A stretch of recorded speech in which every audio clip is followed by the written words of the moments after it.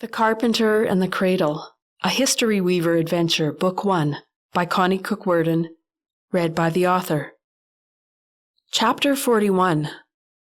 Georgie squealed and flew at the first person she saw, who happened to be June at the head of the pack on the front porch. "You got my message," Georgie said, going from person to person for delighted hugs. "Your message? No, maybe you called after we'd left for Cherryton," Paul said, puzzled. "I couldn't remember any cell phone numbers, or I would have tried those, but I could remember the bookshop number, so I called that." "Oh, yes, we hung up the closed sign for today to come see you. No one there minding the shop.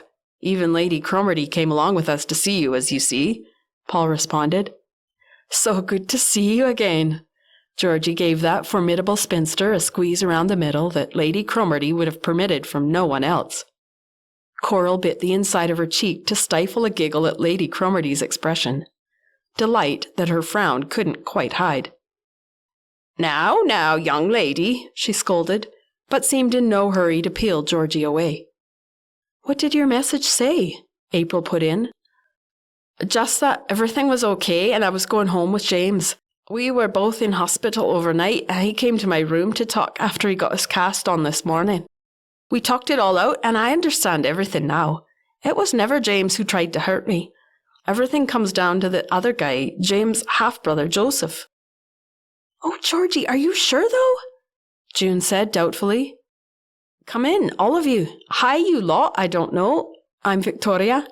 These people call me Georgie, though, for reasons. You can call me whatever you like. I think I know who you are. You're Coral's family, the Lyons, right?" Caroline briefly introduced herself and her family, apologizing for showing up on their doorstep en masse without any warning. She hoped their concern for Coral's friend and the man Will had helped rescue would excuse the behavior. Georgie graciously said of course it did, and she was so happy to meet them all officially. It was interesting for June to notice that gradually Georgie had been lapsing back more and more into the brogue of her native Scotland. She'd never noticed it before in Georgie's speech. Likely Georgie had assumed a Canadian accent for the time they had known her, not wanting to give any clues to her identity more than she could help. But now she was becoming a new Georgie, or the old Georgie, the real Georgie, who was actually Victoria, June reminded herself. "Please come in, or sit on the deck if you prefer. Perfect timing. I just squeezed some fresh lemonade. My stepdad likes it. And there's lots. It's so good on a hot day. I'll bring some out. I'll see if my stepdad can join us if he feels up to it. I want you all to hear the story from his perspective. I misjudged him horribly, but I can't blame myself either. It was kind of understandable. I'll be right back." Lady Cromarty settled into a lounge chair on the front deck, looking very uncharacteristic in a horizontal position with her legs in their stockings and her feet in their tidy black Oxfords stretched out in front of her. The rest took up space in the various chairs or occupied the wide stairs onto the deck. No one spoke much, just bare small talk, too curious to hear what they were about to hear to even bother speculating on it. There it was, his destination, the cave he and Lemo had spent the night in. At the thought of Lemo, Ko swallowed hard. He wouldn't cry, it would be unwarrior-like. But Lemo had been the only father he could remember. Harsh and unfeeling as he could be, he hadn't been a bad father to Ko. The cruel way of life Ko had accepted as normal didn't speak well of Lemo now that Ko saw it in a different light. But he wasn't without his good points, either, and Ko would never see him again. He knew the final punishment for treason he'd face if he was ever in Lemo's power again. That was all over. He could never return. He and Hab would both be under the same death sentence now if caught. There would be no hiding the fact that they'd gone over to the enemy, and that Ko had failed in his duties of guardian. In fact, planning to turn the sacred cradle over to the enemy. The ultimate act of treason that had never been envisioned before among his people. Lesser crimes received the ultimate penalty. How much more would this one? But he'd arrived, and there was no sense thinking about anything other than what he had to do next. He examined the signs on the wall of the cave that Lameau had drawn. He placed the cradle underneath the wall painting. He didn't want it to be visible to any happening to pass this way, just in case, so he quickly fashioned a sharp tool for loosening packed dirt around the cave entrance and carted it inside on a wide, flat piece of bark. It took a long time to completely cover the narrow opening that led to the back of the cave where the cradle sat, but he was feeling more relaxed now that he'd reached the cave. Any search party would know the original location of the cradle and may think to follow him there. But from that point, he'd work to cover his tracks. Unless Lameau happened to think of the cave, it wasn't likely anyone would be able to find him here. It was late in the day, so he'd finish what he was doing and sleep in the cave. In the morning, he'd set out to try and find Hab and Yosa, and Zhao's village. He'd formulated a plan for that approach, too. If he couldn't find Hab or Yosa, but he found their village, and he had a pretty good idea where to look, he wouldn't enter the village to be seen. He'd leave a message where it could be found. Hopefully, if Hab or Yosa saw it, they'd understand. He'd direct them to the spot where they could find the cradle, and maybe himself if he decided to keep the spot as his temporary home. He'd keep watch until either they found him or he found them, and then he'd ask about joining their village. Would he be welcome? His two brothers, though neither of them were his brothers by blood, seemed to think he would be more than welcome. But he wanted to be cautious. He knew he could keep himself alive on his own indefinitely out in the wild. He had no fear of anything to hurt him here, other than man. His own kind were the only enemies he feared at the moment. But he'd be vigilant and clever. But now it was getting dark, and he had one more task to accomplish. He hadn't slept last night or all day, so he would sleep well tonight. But first, he wanted to take some of the loose clay at the bottom of the cave floor to mold it into a sort of piece of pottery. Not a bowl for eating or washing, but a plate for drawing. He wanted to do it tonight so that it could harden tomorrow in the sun as he carried it, and its message could be preserved. He didn't want to wait. He wanted to leave by dawn and arrive by nightfall. Another long day of walking, but he was used to long treks and irregular sleep. He was a warrior, after all. He wet and formed a flattened piece of clay under his hands and whittled a sharp end on a stick. On the tablet, he drew a replica of the sacred cradle. He didn't need to, but on a whim, he made it large enough to clearly draw every sacred symbol on it in miniature form. 1, 2, 3, 4, 5, 6, 7, 8. He could do it from memory now. As he drew, he reminded himself of the sacred pieces that went with each one, and the great questions that went with each sacred piece, and what each one meant. Then he needed a way to show Yosa or Hab where the cradle was hidden. He chewed on the blunt end of the stick, thinking. How could he draw the location of the cave so that those who saw the drawing and knew the cave would clearly recognize it? He closed his eyes and pictured the view of the mountains from his village. The two peaks falling into a valley between them. Yes, that was good. Ah, the spring near the cave that would split into 3 rivers. That would be the giveaway. Then the black hole for the cave by the spring. Hab was intelligent, and Yosa even more so. Surely they'd understand. Where to start? James said, wincing a little as he adjusted his broken leg on the other lounge chair not occupied by Lady Cromarty. Thanks, Vic. He smiled up at Georgie, who handed him a glass of lemonade with ice cubes clinking in it. Ah, that hits the spot, he said, taking a long swig. Georgie, playing hostess, passed around the glasses and mugs and plastic tumblers, having raided the house for every drinking vessel. Then she walked around, filling them with the icy lemonade from her large pitcher while James talked. First off, I was shocked to hear what's been going on with Victoria. I had no idea she thought her life was in danger, and that's why she ran away.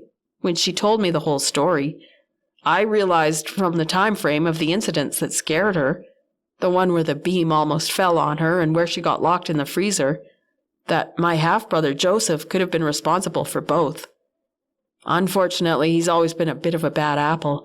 I didn't put the pieces together at the time, but the time she got locked in the freezer, that was during the time he came for his one and only visit to me in Scotland. I don't trust him, and I didn't want Victoria to see him and have her meet him. So I sent her to get something out of the freezer when Joseph was at the door that day. He must have heard what I said to her. I remember now that he said he had to use the bathroom, but in reality he must have followed her and shut her into the freezer. Then quickly picked up something heavy to damage the handle from the outside. I wanted to get him out of the house, so right after he came back from the bathroom, I took him off to show him the town and go for coffee. I had no idea Vic couldn't get out of the freezer, of course. I remember I looked at the broken mechanism in the handle after the neighbor heard her and we got her out. I wondered how the thing could have gotten broken like that, but I didn't think too much about it, not knowing about the time when the beam almost fell on her. She didn't mention that to me at the time. My guess is Joseph was hanging around at my work site that day and saw his opportunity that time too. Well, we know now for sure, after he tried to kidnap her, that he was the driver in the hit and run. And I can't even let myself think what could have happened to her if Fern hadn't been so quick in getting the cops onto Joe after the kidnapping. But why would your brother want to kill your stepdaughter? Paul voiced the question that sat directly at the forefront of everyone's mind. James thought for a second and took another long pull at the lemonade. How do I even explain all this in a way that will make sense? He asked himself. It goes back to our family history. More than that, the history of our people. It's an ancient legend. It's all tied into a certain wooden cradle that was supposed to be passed down from father to son, going back to the very first inhabitants of this land, the ones Joe and I are descended from. Actually, Victoria's descended from a related tribe, but a warring tribe. They weren't part of the main tribe, the biggest tribe in this area. The tribes warring over the cradle were almost like secret societies. We know that because of something her father left her and his notes on it. Her ancestry is the reason she's the rightful owner of a certain artifact her father left to her. I believe it came from this area, but was made before there were any European settlers here. At least, I should say, it would have been left to her if he'd had time, and his passing hadn't been so sudden. It's not the sort of thing you leave in a will. It would have been done in person with its significance explained in a sort of ceremony. My people are still very big on keeping up the traditions. The only reason I can imagine my brother wanting to kill Vic is so he could end up with the tablet. I knew the significance of this tablet because of the drawing of a cradle and the symbols on it.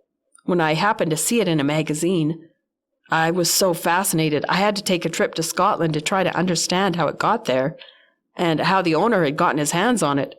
In the process, I met the love of my life and married her and had a few great years with her and then lost her again to cancer.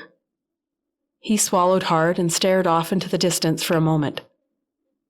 However, I got this one out of the bargain, he continued, tugging lightly on Georgie's shirt sleeve as she passed him by. And now that we have patched things up, I think I got a pretty amazing deal out of that one impulsive decision to fly all the way to Scotland to look into a little piece of history that somehow found its way there.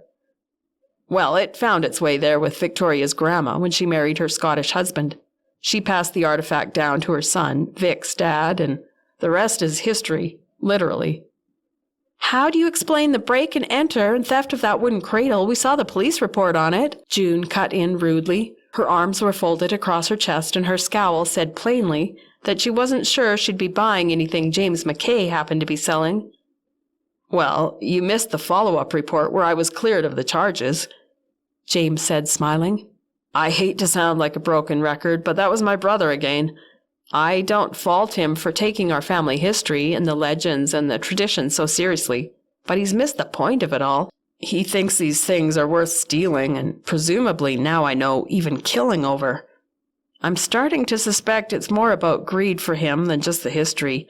I mean, I care about the history too, but I'm not so much driven by the monetary value of these things.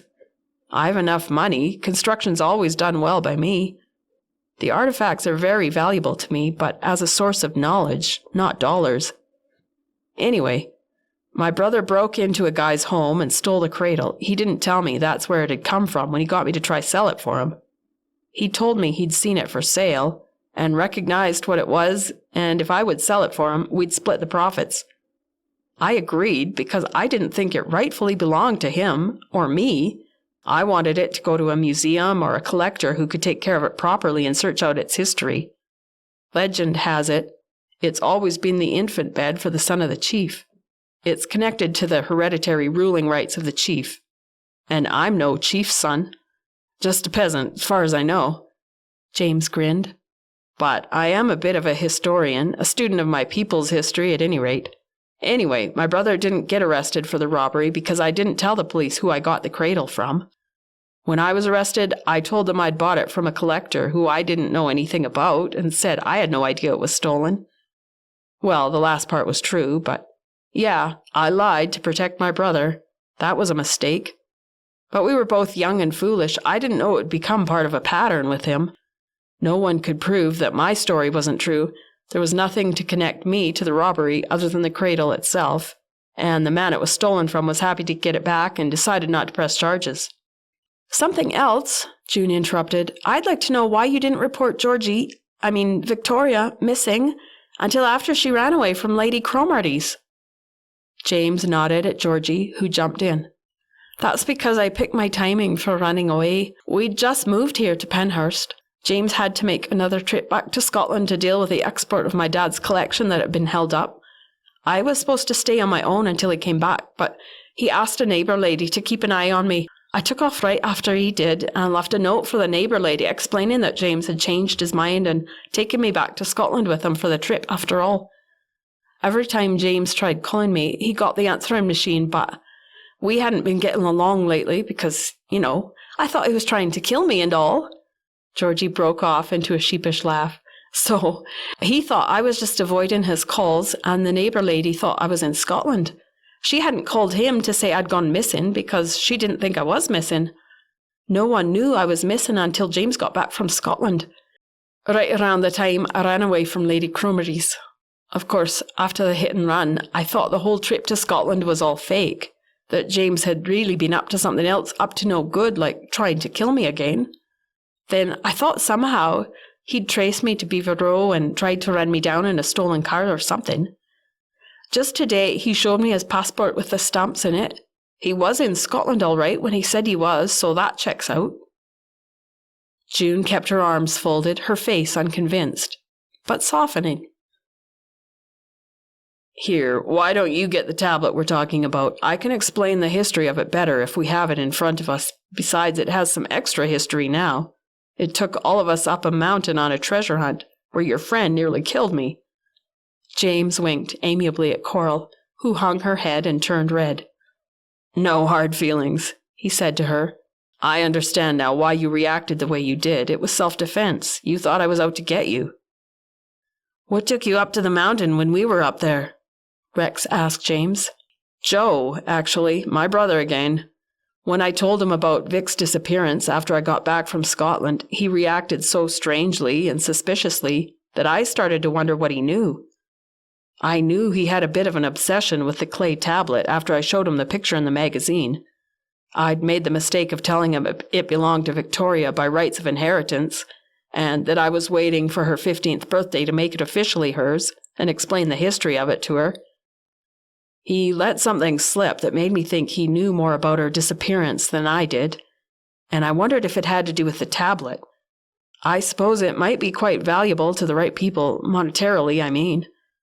Maybe even more than the cradle itself, because the authenticity of the tablet is verifiable, being passed down from family to family. If he got rid of her, I'd be the rightful owner of the tablet, and maybe someday it would go to him if I don't ever have any kids of my own. Maybe my life would have been in danger next if he'd succeeded in getting Victoria out of the way. Who knows? Hopefully we'll never know. Now that he's behind bars and should stay there for a good long time for kidnapping and attempted murder. He's my only brother, so I hate to say it, but it's the best place for him. Anyway, I started to get suspicious. I got some of his buddies to tell me what he'd been up to, and they directed me to Beaver Row. I saw his car in the area and followed him one time.